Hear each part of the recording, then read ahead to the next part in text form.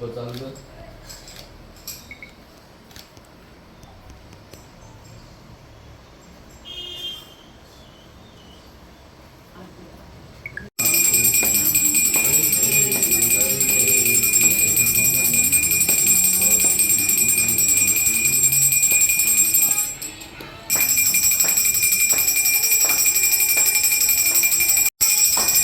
बाजू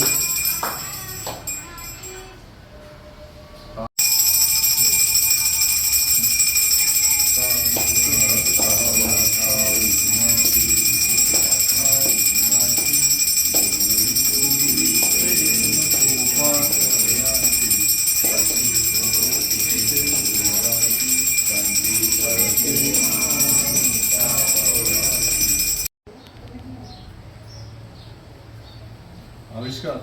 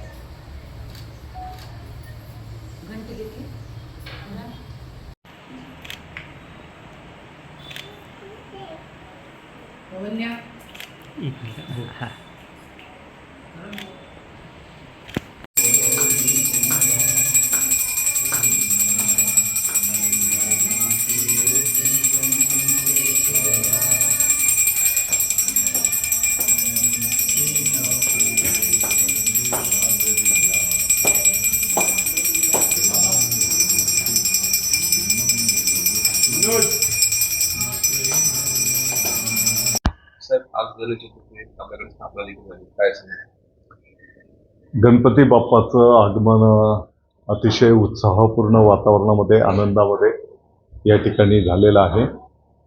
आपण बघितलं असेल, महाराष्ट्र असेल, आपलं भारतवर्ष असेल, किंबहुना जगाच्या पाठीवर जिथे जिथे आपले सर्व भाविक आहेत त्यांनी उत्स्फूर्तपणे गणपती बाप्पाचं स्वागत केलेलं आहे, मनोभावे पूजा केलेली आहे.